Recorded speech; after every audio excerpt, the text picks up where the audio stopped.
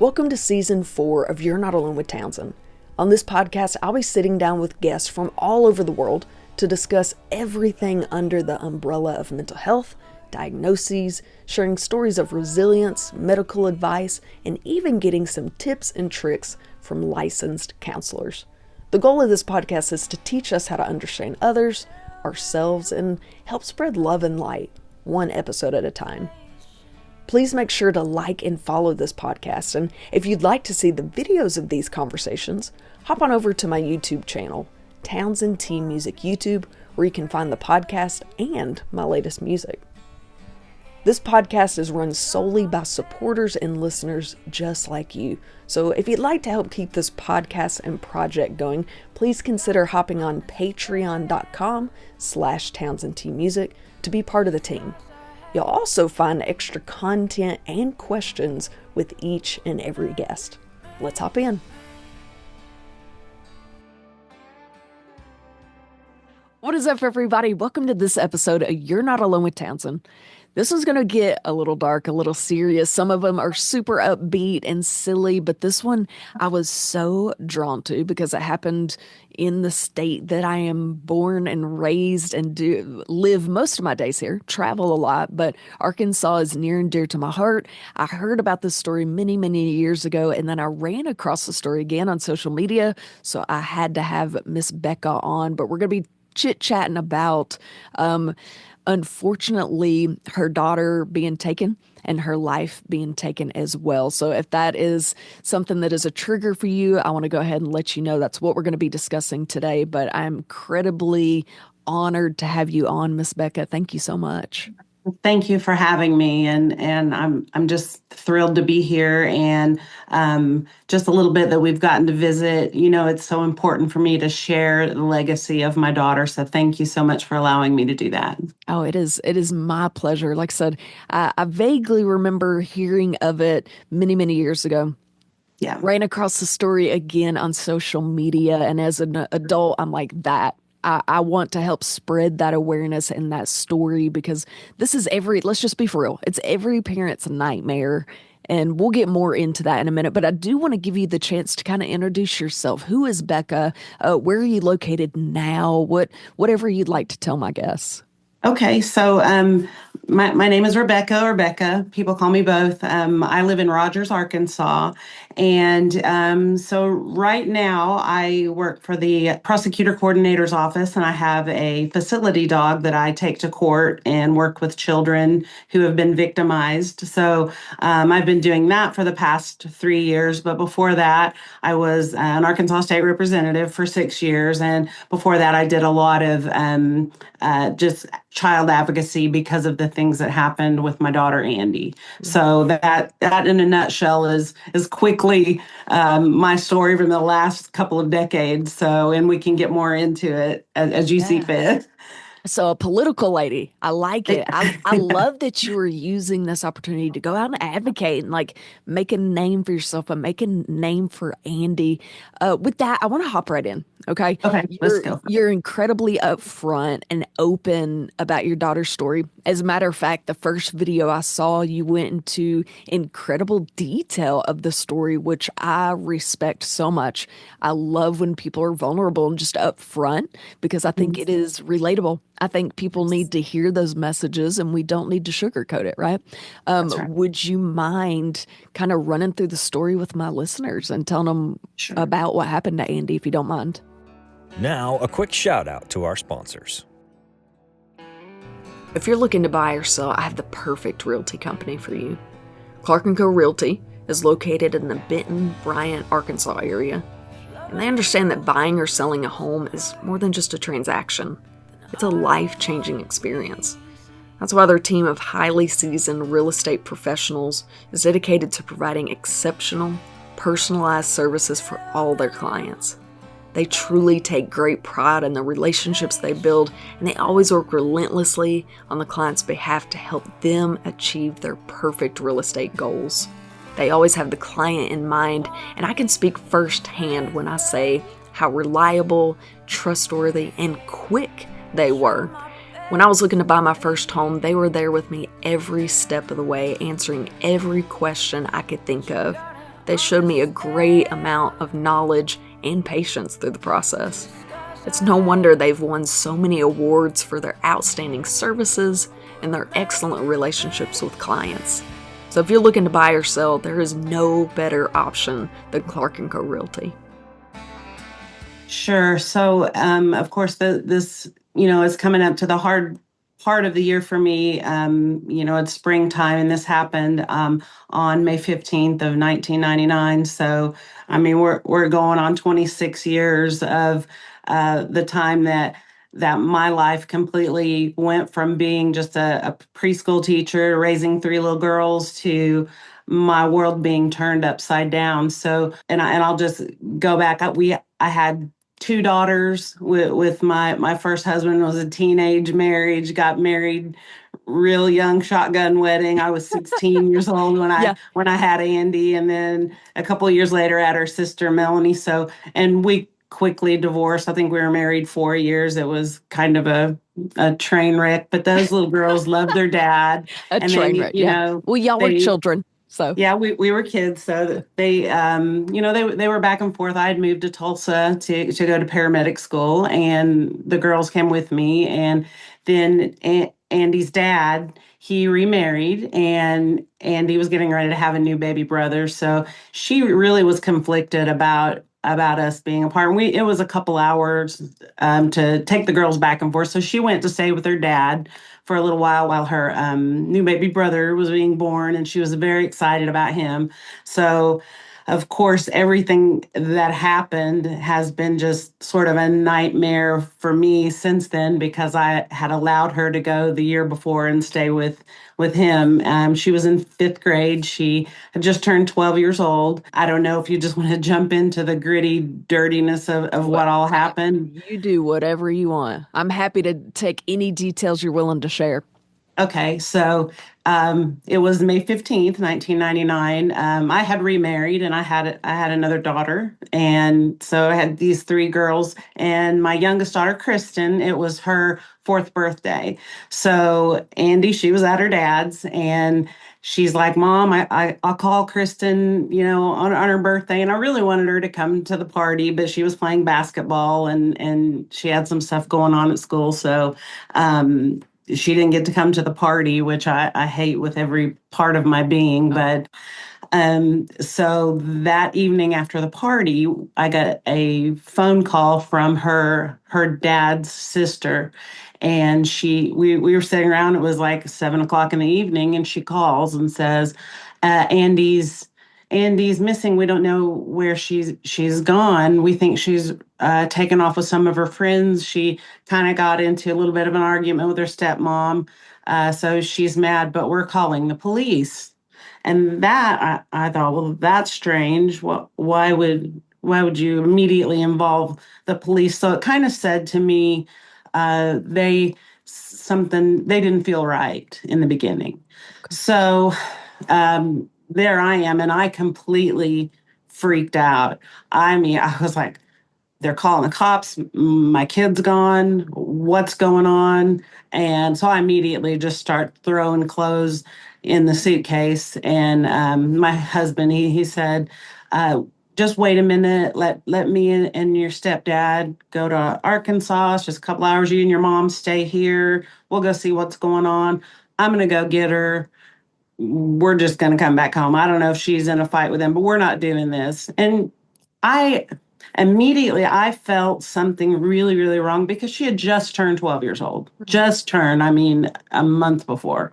So we set up all night long, me and my mom, and just stared at each other. I'm like, what do we do? Do we go? And of course, my stepdad and husband were calling, and they said, the police are here. They're looking everywhere. And so he said, everybody's starting to get pretty worried, because we've found all of her friends, and she's not with any of her friends. And so then at 6 o'clock the next morning, 6 a.m., the sheriff calls, and he says, we have no idea where she's at. It's like she has dropped off the planet. And I'm like, we jumped in the truck, and we left. And on the way, my husband, he calls, and he says, it's like we looked everywhere. It's like she has vanished. And I mean, it was just all like a blur and in slow motion at the same time. I had this 12-year-old beautiful daughter gone. So at that point, we get into town. There in Mena, Arkansas. I don't know if you know where that is. The Oh, south of I Fort know old Smith. Mina. Good old Mena. So we come into town, and it's probably by that time about 9 a.m. So this happened on Friday night, 9 a.m. Saturday morning. And so I'm thinking, what in the world is going on? I just felt wrong inside of me as a mom. Every bit of my inside just felt wrong. I was shaking inside. I knew it was just like a connection had been cut off. I just felt like I don't want to say that I felt like she wasn't alive, but part of me I just felt like something was cut off inside as a mother. Like part of my heart was that wasn't her. She didn't do that. She didn't just take off. And she had been, at her dad's house. He had gone fishing down the hill, and so he goes down the hill. I mean, he was probably not even half a mile from the house, and she was with her 8-year-old stepsister and 6-year-old stepbrother, and those kids said, "Well, she left with Uncle Carl." And immediately, Uncle Carl's wife, who was the aunt who had called me and said she's missing. So this is her dad's sister. Um, Okay. so the kids say she left with Uncle Carl. Well, she immediately says, "Don't say that because you can get him in trouble. Don't say that about him. He's accounted for. He was accounted for. He was with us. He left to go to his parents." And of course, everybody's like, well, he's never been in trouble. He's never showed any signs, no trouble with the law. He'd been in the family for 10 years. He was officially my brother-in-law for 5 years, never saw any trouble with him. And they had a couple of very small children. And so they said that's who they went. And she says, well, you guys have bad eyesight. You didn't have your glasses on. So it had to have been somebody else. So So the small kids, did this get brought up the next morning when everybody's asking a lot of questions and like, well, oh, actually, they immediately said the night before and the wow. night before. And they were like, it was him. It was him. And they had a family friend who drove a red truck, fit the same description. They're like, you have bad eyesight. We think it was him.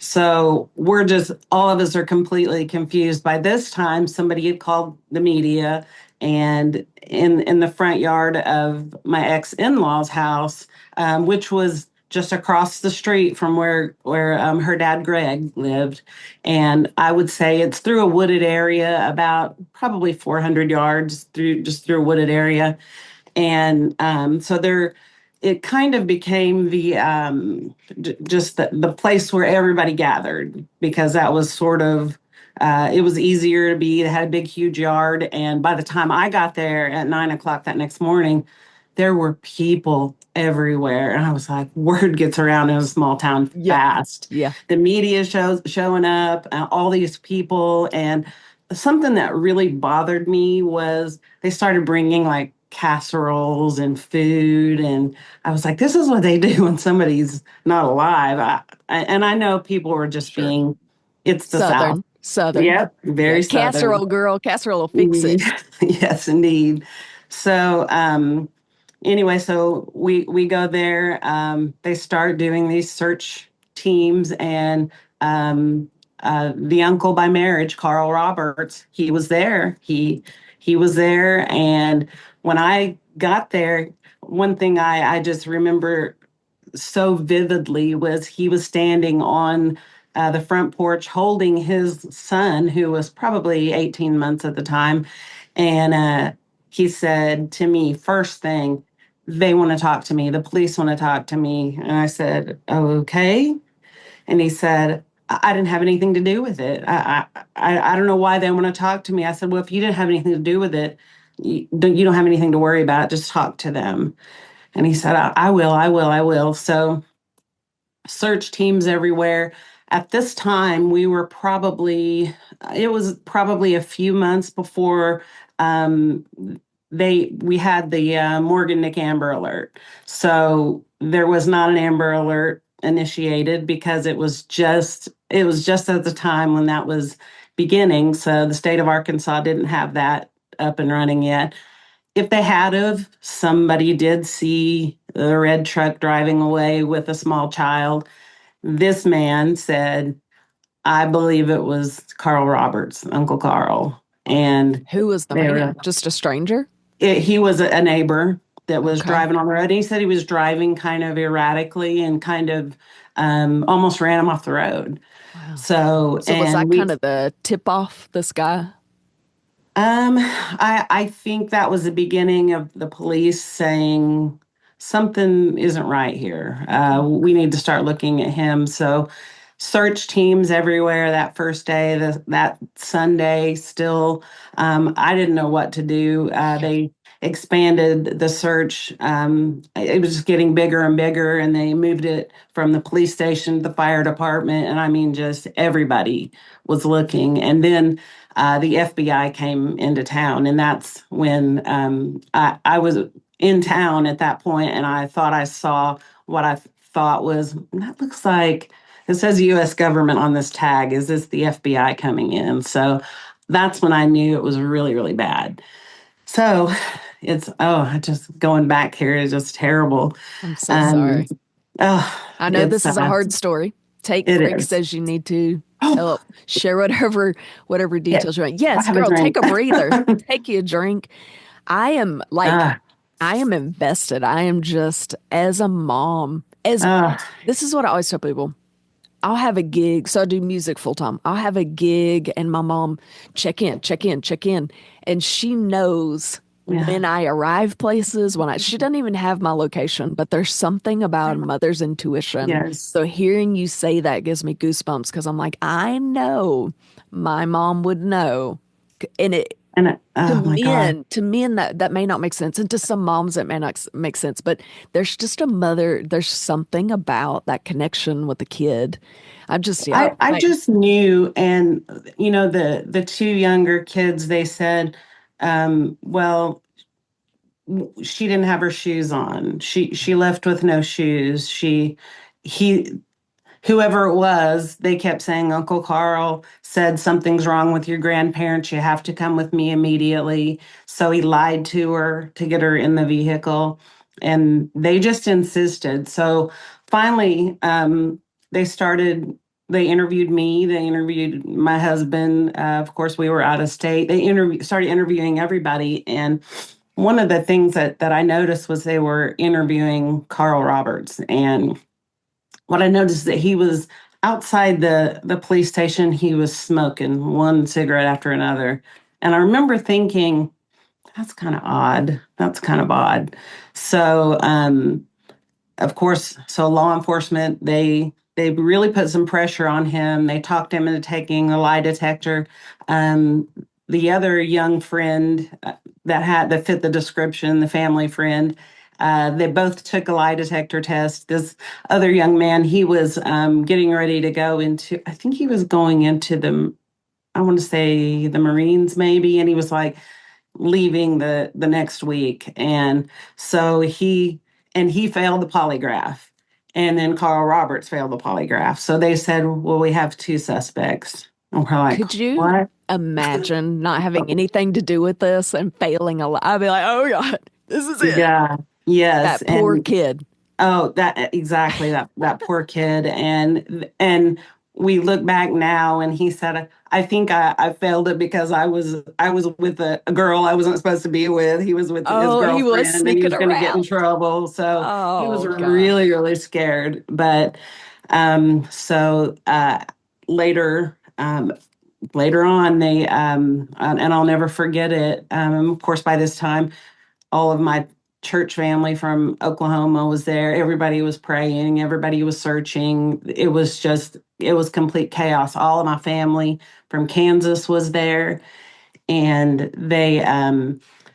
we had to get a hotel room because we were, 2 hours away. I was not leaving that town until I was leaving with my daughter. I kept envisioning in my head, they're going to pull up, she's going to be in the back of the car, and I am going to grab her, hug her, we're going home, and she's never coming back here ever. And I was like, she's never seeing her dad again. I mean, I was just like, no way, no how. So we were at the hotel there in Mina, and my dad, he comes in, and I've never seen anybody's face so white. I mean, he was as white as a ghost, and he was just white. And then the sheriff comes in behind him, and he's got his hat in his hand. And then the deputy comes in, and he's got his hat in his hand. And sorry, and I said, "What are you doing?" They said, "We got to tell you something." And I said, "No, you don't. You need to leave." And they said, "We need you to sit down." And I stood up on that bed in the hotel room, and they said, "We have to tell you this." And I mean, I started screaming, "Get out, get out, get out. Go find her. Don't come back until you have her go. You're wasting time." And I knew that my dad's face was ghostly white. And then the sheriff started crying. And I said, "What is it?" And he said, "Carl Roberts has confessed to kidnapping her, raping her, and we're going to her body. He's taking us to her now." And I completely lost it. I just kind of collapsed. I mean, my knees, they just gave way, and I just collapsed on the bed. And then um, my husband, he put his arms around me, and I just felt like I just started fighting him. I didn't want to be touched. I didn't want to be messed with. And 26 years later, this is, um, I said, "Just don't touch me." And I was able to get up, and the next thing I remember, I was over the toilet, and I hadn't eaten in 3 days. We'd been searching 3 days, barely drank anything. And it was just, all I remember was just heaving and then stars, heaving stars, heaving stars. And then I got up, and the next thing I knew it, and everything was so fast again and so slow. And the next thing I knew, Colleen Nick from the Morgan Nick Foundation was on the phone with me, talking to me about, well, I just unloaded on her, and she's like, because and I guess she'd been following the story, and I really wanted to talk to her. And I mean, it was like God put her in my life at the exact time that we found out Andi had been murdered. And it, I mean, we've been dear friends since, but it was really, really hard. And I knew nothing about the criminal justice system. I, they, he took them to her body. I don't know how fast you want me to go. I feel like I'm flying through this. Uh, he took them to her body, and uh, of course, at this time, my whole family. I remember, well, my sister, she was searching. My mom was searching. I refused to search for her because I was just, like I said, that feeling that I had inside. I didn't want to find her because I knew it wasn't going to be good. So, but yeah, I knew the kid. She was afraid of the dark. She's not going to leave at dark barefooted and be gone for 3 nights. There was no way. So, um, my sister, who was down in Cove, Arkansas, because he had taken her um, out of Mina, down through Hatfield, down to Cove, Arkansas. He took her 10 miles from her home, and he went back down an old logging road, and he went way back in there. And I don't know how graphic you want me to get. On TikTok, I've read his written confession. I can talk about that. Or, I mean, it's stuff that I've shared with law enforcement for many years, but, it's still terrible. Yeah. But I would, not to interrupt you. no, go ahead, please. Again, share whatever you feel like sharing. The listeners at the very beginning, like I said, it gets dark. We're all adults. If Yeah. you want to share graphic, you're happy. We're happy to listen. That's what we're here for, is to support you, to Yeah. get to know the story on a personal level. Like I said, I'm invested. I mean, Yeah. and that's actually the video that caught me, was the one where you were reading what Carl said, and that is what caught Yes. my attention. So I would actually love if you kind of recap that for people, because it gave me chills. It's so Yes. straightforward, and you're like, Yeah. what? So whatever you want to show, yeah, absolutely, feel free. Whatever you Okay. feel like you need to share, whatever you feel like you need to skip, I'm here for Okay. whatever. Okay. So when he took her down the road, of course, down to Cove, down this old logging road.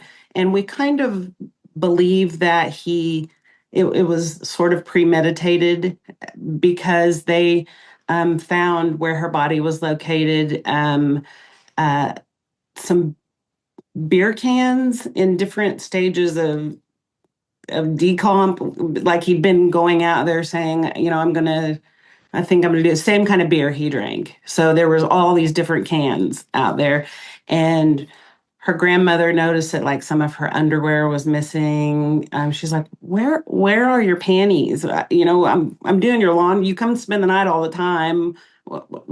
We can't find him. And he was at the grandma's a lot. So we think he was stealing her underwear. We think he has admitted that like at family functions, he would try to look up her dress, look up her skirt. I mean, and at that time, I mean, she was just barely 12. She had turned 12 a month before. So he was doing this stuff when she might have been, 10, 11 years old.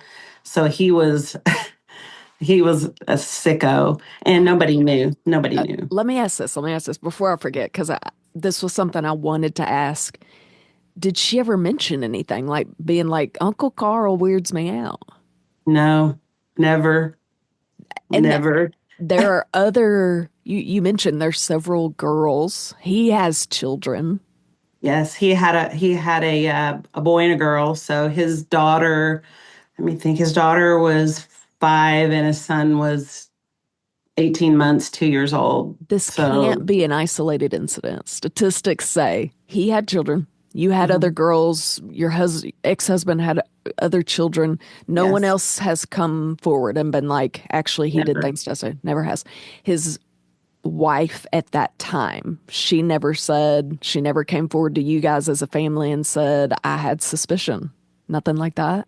Not until after we had found out that he had murdered her. We were at the visitation, the funeral visitation before the funeral. She showed up. And of course, at this time, you think, well, this is her aunt. She's going to. She's going to divorce this guy, be on our side. She's done with him. But she came up to me. Sorry. She came up to me and hugged me. And she said, I can't believe this has happened, but I think I know how he did it. And I said, what do you mean? And she said, well, I don't know for sure, but I think that he probably choked her to death. And I said, well, why do you say that? She said, because there were times when he would get mad at me that he would choke me out. And I said, and you never told anybody? You never called the police because it's clearly domestic violence? Um, she said, I didn't think he would ever do that to a child. And we would just get in these bad fights. So she kind of knew Yeah. he was bad, but she never let anybody else know because I think I don't know why. Maybe she wanted to, I don't know, wanted everybody to think she had this perfect marriage. I don't know. I don't know. But when she Yeah. said that, I wish now that I would have punched her in the throat. But I imagine there were, I've been thinking about this interview ever since you agreed to do it, and we'll get there in a little bit, but there's so many things. I'm going to be totally upfront. Carl wouldn't okay. have made it to court.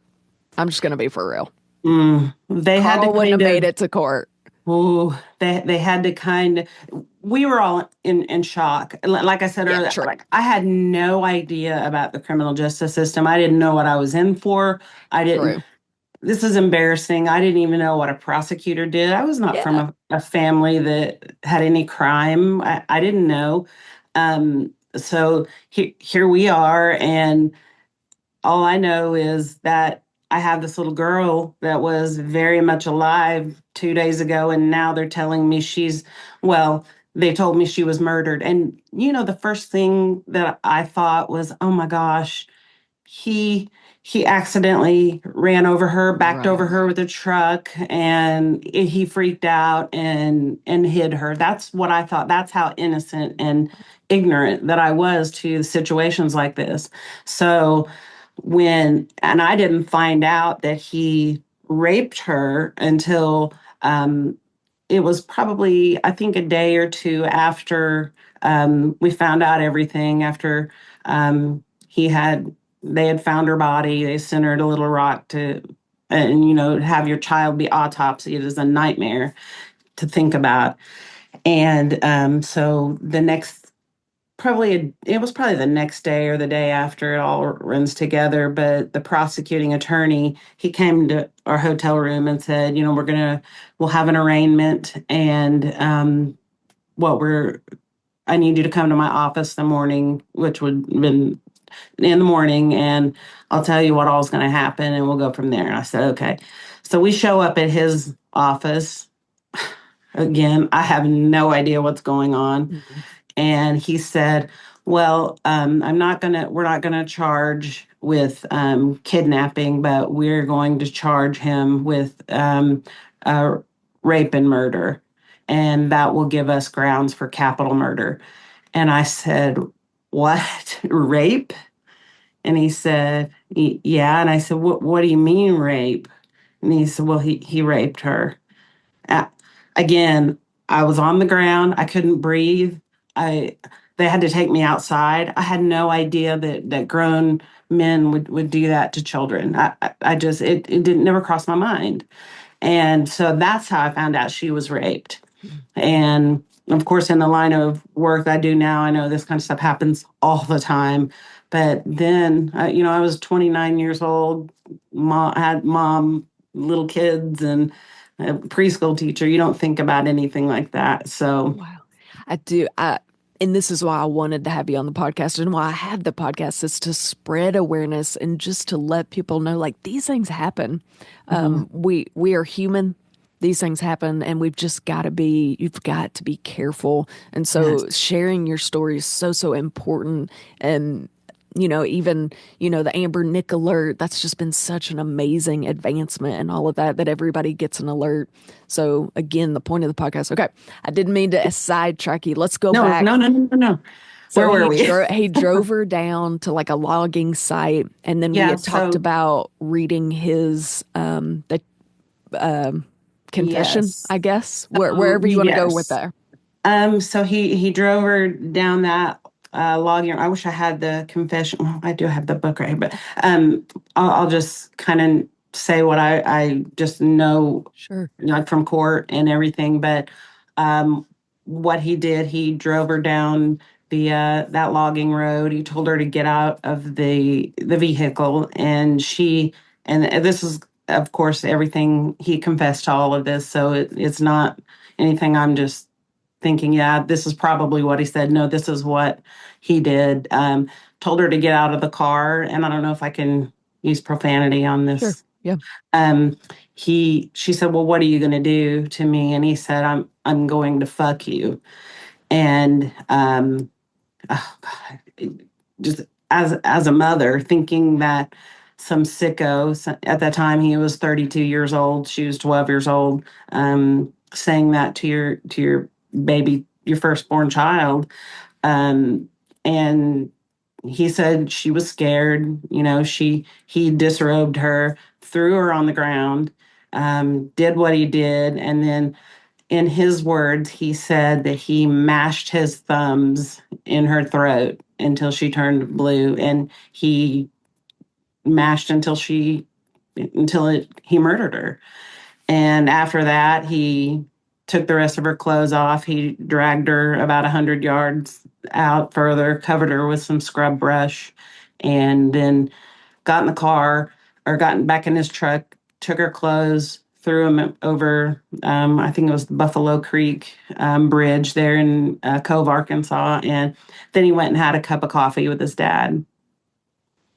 Mm, yeah. Um, I and then his, remember the thing I heard you read on social media was he he confessed that I knew I was going to do it.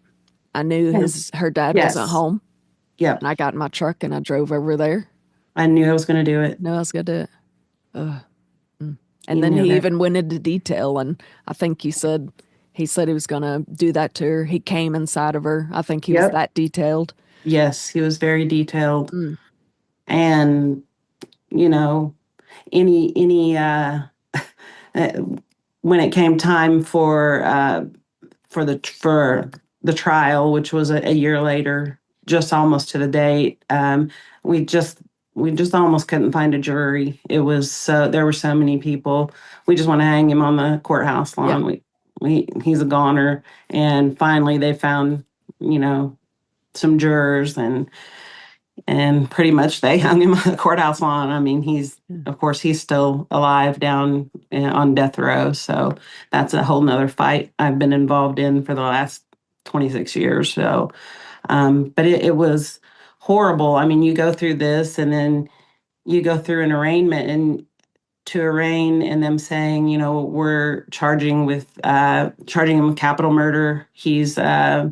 Uh, we're going to get ready for this trial. Then 6 months later, we're back into they do a pre-trial. And then 6 months after that, you're sitting there in a capital murder trial. And you are just sort of whipped around as a parent and going, what in the heck has just happened to my life? I mean, it was destroyed. I mean, our family was destroyed. It took me and my stepdad, we couldn't even hardly talk to each other for 5 years because we just look at each other and cry.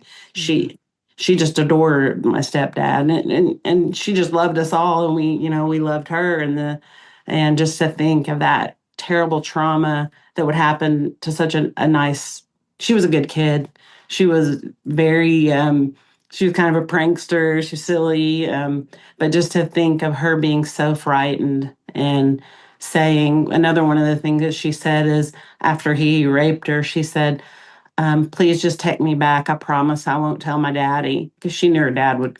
He's almost lost his mind anyway. But um, she said, I promise I won't tell anybody. And he still chose to do what he did. And he has since confessed to like psychologists and stuff that he sat there and smoked a cigarette after he was finished doing what he was doing. And then I don't know if this is a lie or not, but he said then he decided that he would try to do CPR to bring her back to life. And it just traumatized our whole family with little stuff that he said that have come out in court through the years. So good. it's been pure hell. Yeah. And I I love that you brought up that not only is the incident traumatizing, obviously it's forever ingrained. No one will ever forget those details that were involved, but it's years. I mean, you yeah, go back and you go back and you relive it and you relive it, and people don't understand. Not only was that moment traumatizing, it continues to kind of bubble up and to come to a head. God, I can't even imagine. Now, the other kids, I mean, yeah, how traumatized do they remember it?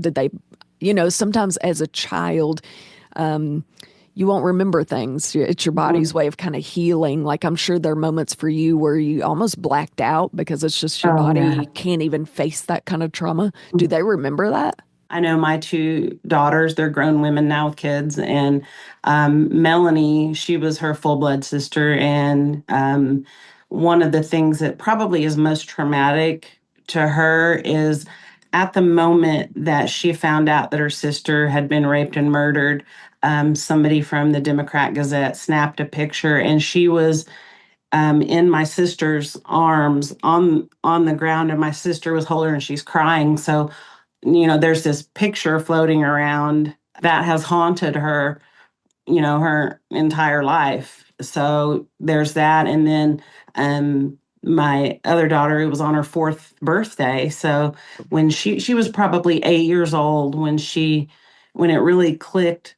when she saw Andi's headstone, she said, "She was murdered on my birthday." And I said, "Yes." And we were driving and she was in the back seat and she just started kicking the back of my seat. "That's not fair. That's not fair." And I just, there's no parenting manual. What do you do? And I just let her kick the seat. I didn't know what to do. And what do? You get home, you hug, and you try to make the best of it. And um, they were very traumatized, very much so, and they've had difficult time, and they've raising their kids. Their kids can, I mean, they don't let them spend the night anywhere. There's just certain rules that their kids, my grandkids, they aren't allowed to stay hardly anywhere. So Understandably. which I'm fine with Yeah. myself, Got but trackers everywhere. yes. Man, So I I can't imagine how traumatic that is for them. Absolutely. yeah. And another thing I want to bring to light is that as a mother, it doesn't matter your age, but you're a young mother, this Mhm. just happened, but you got to keep going. You got other kids to raise.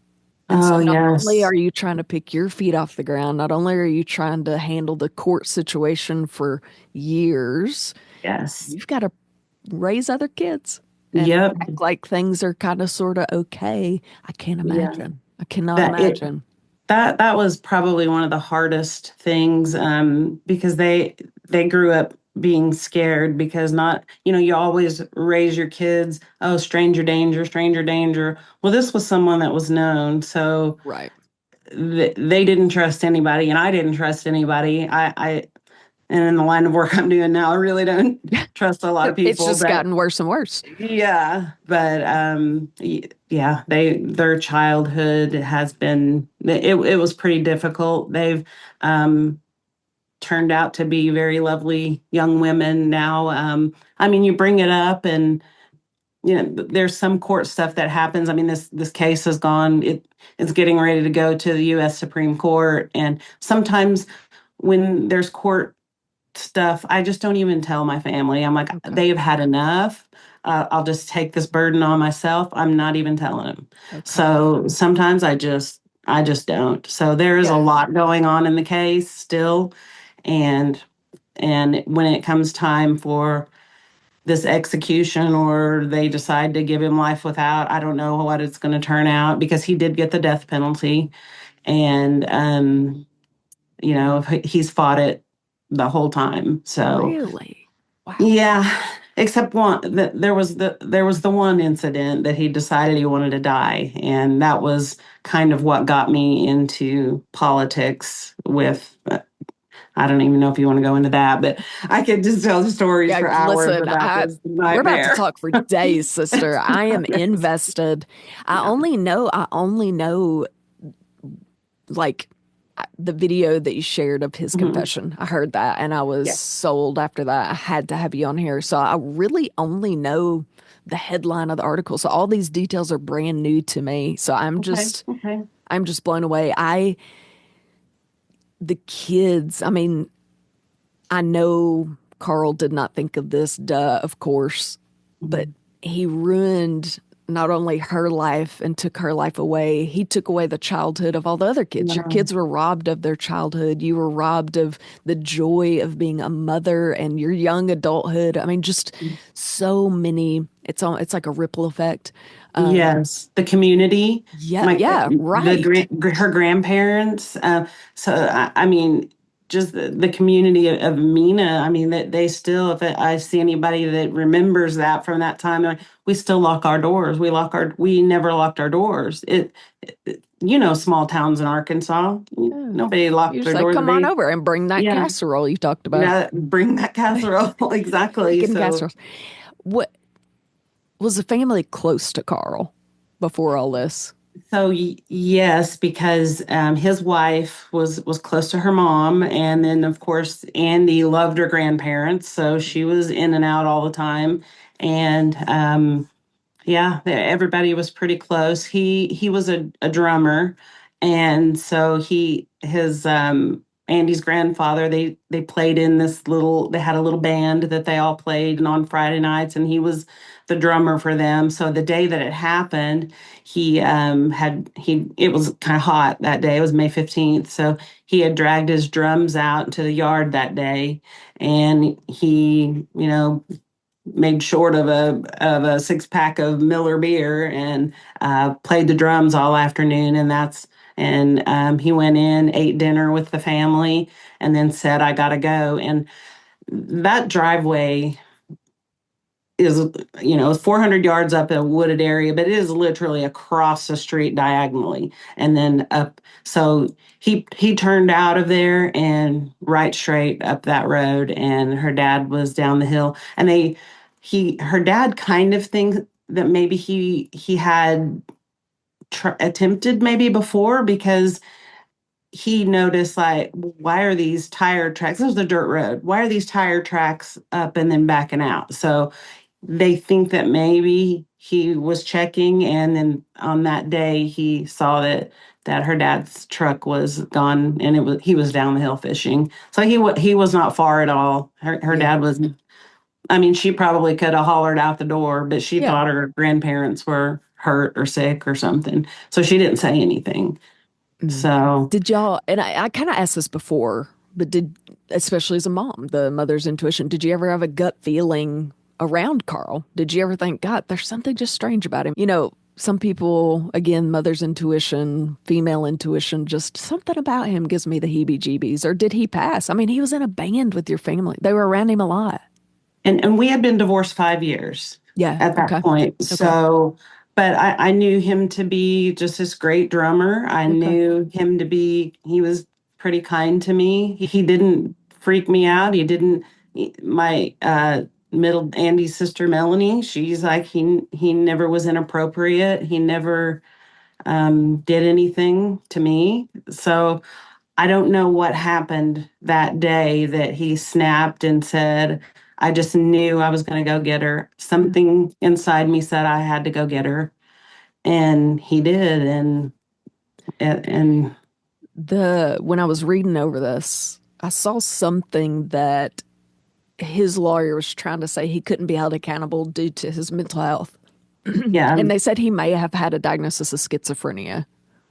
and that has been over the years. I guess Okay. being locked up in when I was a legislator, we did a lot of work in the prisons and stuff. And one of my requests was to see. I wanted to see what death row was, and I went into one of the cells. I mean, it's 8 by 8 cell. They're tiny, and I think probably anybody would develop schizophrenia. I mean, it's a terrible place to be. There's a lot of yelling. There's a lot of um, it's just a lot of activity. So So that was I mean, later. It wasn't like initially. no, no, Makes no. sense. Makes Yeah, sense. Oh, interesting. yeah, Okay. yeah. So another thing, and you mentioned this earlier, he was charged with capital murder.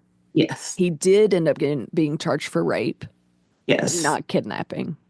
Right. And I asked, why are you not charging with the kidnapping? And the prosecutor said, well, in case something goes completely haywire, we're going to get him for something. Okay. And we'll save the kidnapping just in case we need it. So, and they did not need that. So, smart prosecutor. Okay. Very Wonderful. smart. So, Wow. Okay. So it's 26 years. You had yep. mentioned something about the death penalty and Mhm. how that was another argument, a whole other thing for you. What do you mean by that? So, I, they gave him the death penalty, and he decided immediately, I know I could appeal this could last a long time. I could be in prison for a long time before they execute me. So I want to die. I did it. I want to die. I want to get it over with. So let's do it. Well, so in Arkansas, you get an automatic appeal. So basically, the easiest way to explain it is he appealed not to appeal. He didn't want that appeal. He just wanted a death sentence. He wanted it over with. He wanted to die. So it took 5 years for that to happen. So they set the execution date. and it was under Governor Mike Huckabee. And so 5 years go by, and they call us. We have the date set. It's going to be a double execution. We're gonna do it. So we truck it clear over to the prison, and I'm like, I'm going in. I'm gonna see this. I felt like, Andi was my daughter. He saw to her last business on this planet. Well, by golly, I'm her mother.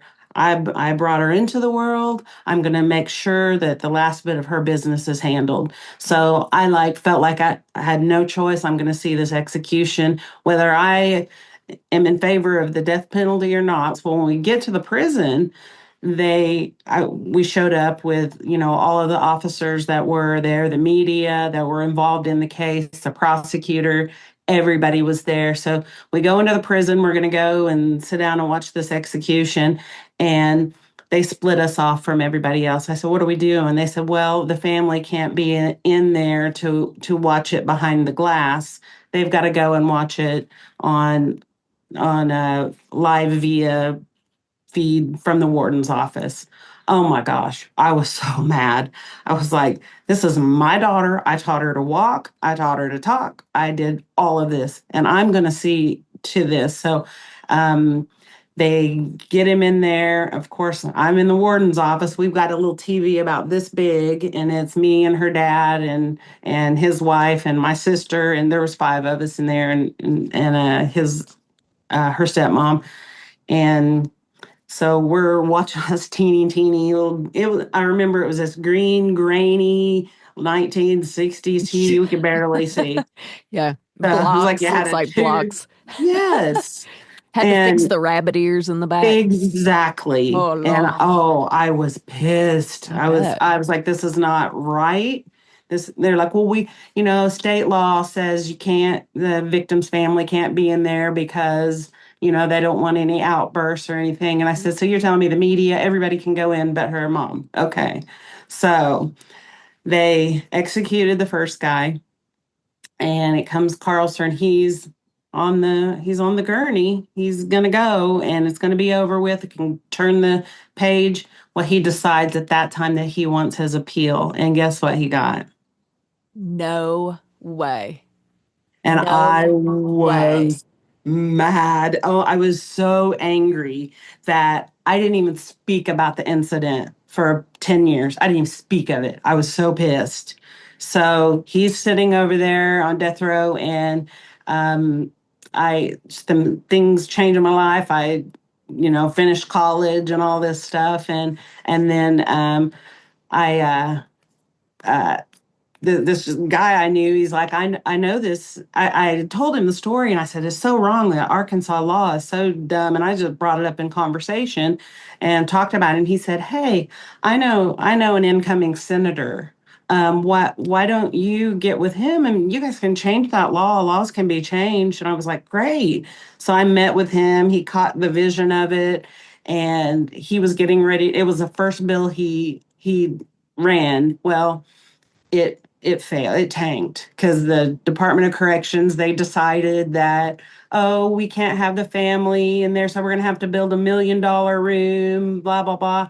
So once again, I felt like this is not fair. Victims are not being treated right in this state. So the bill fails. I'm devastated. 2 years later, I know they're going to go back into session. And so I called him again. I said, let's run it again. We don't need $1 million room. I'll provide a shower curtain. We can hang it in the room. We can squash in there. It's 5 minutes. Right. And he said, well, what is your address? And I was like, that's a weird question. And so I told him, and he said, well, the representative in your district is terming out. And why don't you run for office and you pass the bill? And I was like, well, because Done. I'm not a politician. You're like, sign me. Where do I sign up? Well, that's what I did. At first I was like, well, I'm not a politician. I don't know. And he's like, well, I was never a senator, so just go for it. And I thought, hey, you know what? The only thing I was doing, I'd finished college. I was training law enforcement all over the country, and because we did the Amber Alert stuff, and I was like, okay. So I ran, and lo and behold, I won. And the first bill that I ran was that crime victims are able to make that choice whether they want to go in and witness or not.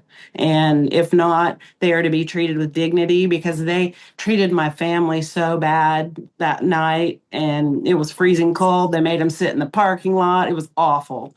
And so I ran that bill, and it's called Andi's Law. And So it it is. passed? It passed. It passed with Sister. 135 votes. I mean, nobody voted Sister. against it. Yeah. What?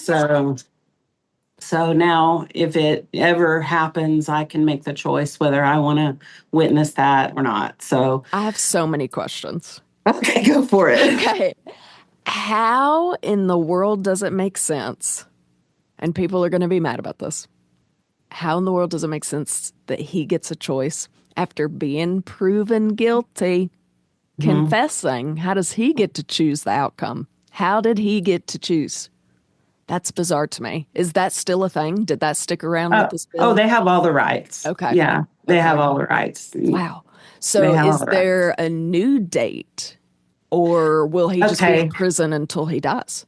So the case, he's fought it all this time. It hung around in Arkansas for a while. It had to go to just up the chain.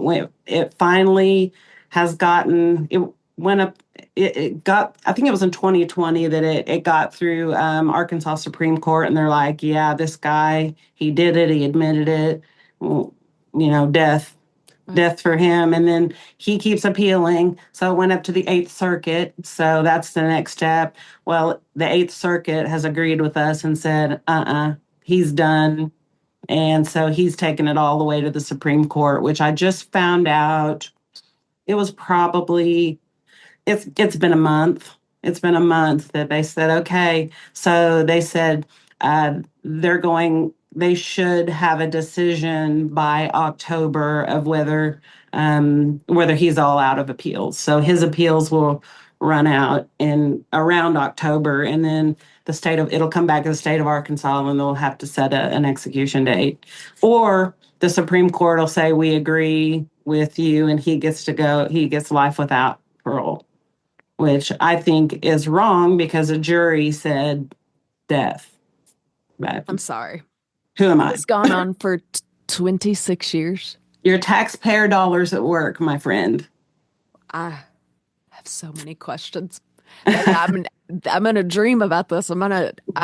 I'll probably send you 3 hours worth of questions after this. I'm just blown away. I'm baffled by all of this. I wrote the book about it. Just read the book. Yes. Tell us about that book. So I don't know anything about it. It's okay. So I wrote this. It took me all these years, but this is it. Let's see if I can. I called it. I don't know if it's clear. There we go. Stolen. Yeah, and it's a pretty good sized book. Like right now, like it's on Amazon and stuff. I'm working on the audio book. I know a lot of people like to listen to books. I started reading it, and it just tore me up. So I was like, I can't do this yet.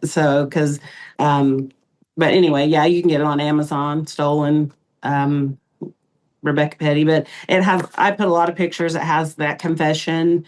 I decided to read that confession on TikTok because her story needs to be told, because now working in the courts with this facility dog, I see kids are raped all the time. It's just disgusting. And I just don't feel like that. I feel like working with the dog and kids is every time I do it, it's furthering her legacy. And I don't want to I want to be able to face her one day and say, I did everything I could to make sure that whatever I could do to help kids that were in your spot, but they didn't, so many of them when this happens, they could be murdered. I mean, because when somebody's that desperate to hurt a child, it's been proven to me that they if they're sick enough to do that, they could kill them. And Right. so these kids that make it out alive, I want to be sure and be there. And I don't have to say anything. I take the dog in. The dog can he plays games. He does all kinds of neat stuff. And just about every case he's been involved in, people go to prison for a long time for hurting kids. And I love that about him and working with the animals. So it's a great state. Cool. Pause for justice in the state of Arkansas. There's 4 dogs we have right now in the state. So That is so cool. If they could talk, I'd have them on the podcast. oh yes. They'd have story. How cool. What a cool way to come back. Going back, statistics show, and I remember I was in a sorority and we had what we call sorority mom and things like that. They would bring people in. And one of these ladies worked with the law and worked with politics, all those things, had a lot of knowledge. And it was such a serious conversation. I'll never forget it. She sat down all these girls and she said, rape isn't going to happen with a stranger. And we're like, what are you talking about? We're 18-year-old girls. And she's like, statistics show like an outrageous, just significant number that you would never imagine. It was something crazy, like 80-something% is going to be a close friend or family member. And I will never forget that conversation. And the older I get, the more I'm like, God, that is such an important conversation we need to be having. Do you feel like there are any red flags or even advice that you could give to parents to kind of hone this in to be like, hey, this is a real thing? Well, I used to think don't trust an uncle or a mom's boyfriend but the more I know, I see a lot of bio dads do this kind of stuff. The thing I think a really important thing is a child needs to know their body. Like if someone touches you where a bathing suit is, that child needs to be comfortable enough with a trusted adult to say, hey, so and so touched me in this place, and not be afraid, because so many times they just don't tell. They just like, it scares them. They're so scared, and they just won't say anything. So that would be one of children need to know some hard things. And I don't know, like in Andi's case, the only thing that I can think is if we had the Amber Alert, if it would have been sounded immediately, that could have made a difference. That, because someone saw them driving off. But, she was taken and she was murdered within an hour. So it was so fast. And, I would love to figure out a way to right that kind of wrong, but I can't. But, anything else I can do to help, with kids, but they need to know bathing suit area, hands off.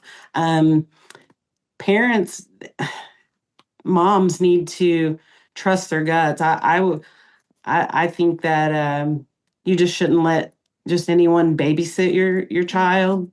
I mean, maybe your mother, your dad, but I'm the wrong person to probably be giving that kind of advice. But You're like, don't trust anyone ever.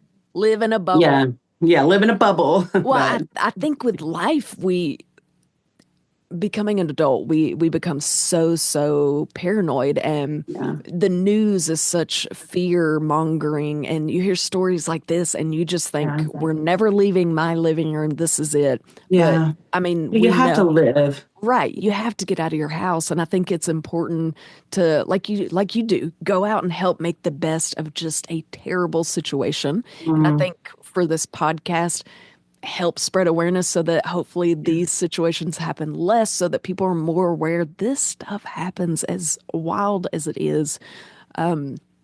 Speaking of, you say your goal is to carry on Andi's legacy. What do you wish people knew about her? What is Andi's legacy? I think her legacy would be one of the things she always did, and this is something we put on her headstone, was she always wrote the word smile. So when she passed away and I picked out this headstone, I think the thing's 6 foot tall. It's huge, but when you pull into the cemetery, and it's there in Hatfield, 6 Mile Cemetery, you just see this big, huge smile. So she always smiled. She always laughed. She had the nicest giggle. And I struggle now. It used to be, she was raped and murdered, and I want, that never to happen again. But, I can't change that. But I can make someone smile, because she did. I think live your life, uh, have fun, enjoy the world. And it's taken me, 26 years to be able to say that. I have found a lot of peace. Um, I think I've come to a point where I know that one day, that I'll see her again. So her legacy, I think I think that one word, smile, is a good thing. Even the most tragic thing ever that I can imagine happened to her.